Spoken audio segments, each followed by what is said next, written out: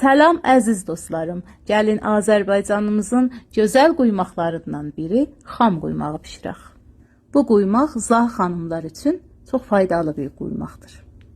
Ölçülər kəpşində yazılıdır. Lütfən diqqətlə oxuyun.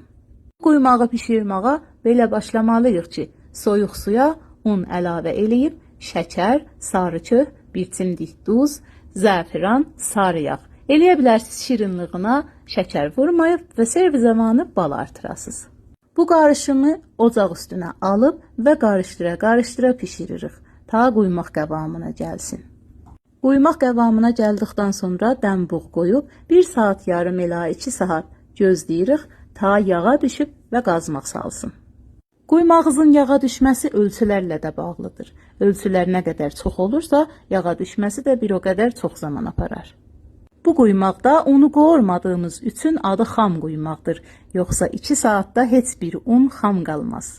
Postlarımı Explore-dan görən əziz dost, ləzzətli reseptləri əldən verməmək üçün peycimə bir baş vur. Bu gözəl ləzzətləri dostlarınıza göndərməyi unutmayın. Sağ olun, məndən yol bir oldunuz. Təşəkkürlər.